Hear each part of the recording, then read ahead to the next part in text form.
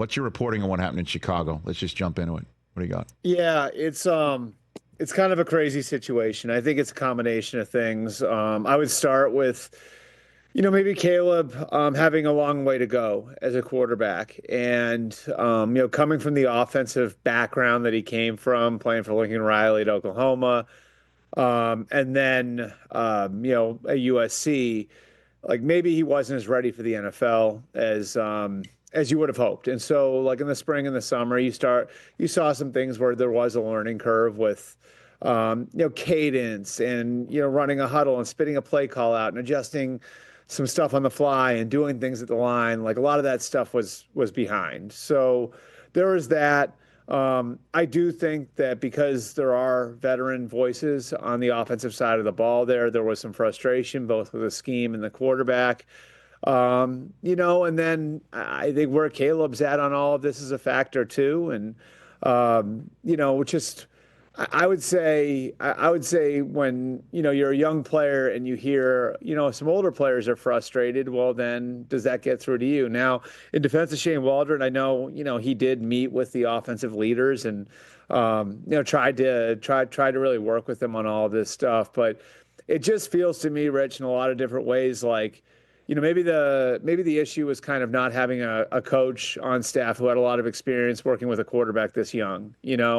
And so I think the feeling out maybe took a little bit longer than they expected. And they were aggressive. I mean, you remember you and I talking about this in the spring and summer, how aggressive they were about, onboarding him and getting ahead with him. And it's just, I think, because of all the work that was done and because of some of the veteran voices in the room, maybe they had kind of gotten to a point where, frustration kind of put them in the frustration put them in a position where something needed to change. And again, like I think part of it, if you look at their staff, like in the makeup of their staff, like Shane Waldron, part of the reason he brought Thomas Brown with him, the two of them worked together with the Rams, was because he was a different voice. And now, obviously the Bears players will get that voice on a full-time basis. Yeah, man, it's kind of crazy just putting it all together, and I appreciate you doing that, Albert, where, I think it was multiple times ago when you appeared here and you were saying how the Bears used a top 30 visit, meaning it's the Yep. one time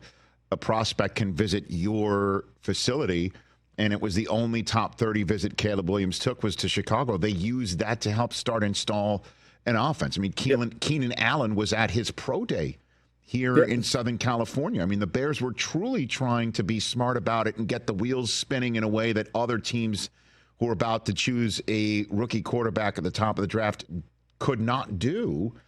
And yet here they are prior to week 11 making an offensive coordinator change, going with a guy whose previous coordinating experience was last year with the team that performed so poorly. They were able to draft Caleb Williams. And now that's the guy who they're turning to say in the middle of this cauldron prior to the Packers week to say, bail us out. And I'm wondering what you're hearing about that process. Well, I know, one thing that they have done this week, they've met as a unit a little bit more than being broken up in position groups. And, I think that allows them to address some big picture things. One thing that Matt Eberflus has sort of emphasized to the team is that all their goals are still in front of them. They're not 1-8, they're 4-5, so there's still, everything they want. They haven't played a division game yet, Rich, believe it or not. Like 6 of their last 8 games are division games, starting this week with the Packers. So obviously, like things have not gone according to plan. I think everybody feels the pressure now of where they're at and what all this means going forward. I think it's impossible to miss the fact that two offensive coordinators have been fired in season this year, and they're the two guys that Matt Eberflus chose to run his offense in Chicago. It's Luke Getsy, who was just fired with the Raiders, and now it's his most recent coordinator, Shane Waldron. So, do you get another swing at that if you're Matt Eberflus, or do you have to find a way to make it work with Thomas Brown to get yourself out of this? I think the latter would probably be the answer. So what, and then we can move on. What you're reporting on Eberflus's voice in that locker room. DJ Moore famously last week asked if Eberflus had lost the locker room. He says, "I want to say no." And so what's that scoop right now? Yeah, I mean, I think I think Matt's done like a really good job over the last 2.5 years of getting that program back to level ground, developing a defense, but offensively, it hasn't worked. I mean, you could even look to like Justin Fields going to Pittsburgh, and I know he's not starting anymore, but he went 4-2 there, So, like, were they getting the most out of Justin Fields in 22 and 23? And are they getting the most out of Caleb Williams now? Are they doing enough to meet Caleb halfway? I think there's a lot of frustration in general there right now. Like, and I think this can boil over in different ways. But when you have accomplished players in the locker room, like Keenan Allen, like DJ Moore, guys who have pelts on the wall, DeAndre Swift, and they are stuck in this sort of rut where they have not scored a touchdown since that Hail Mary. I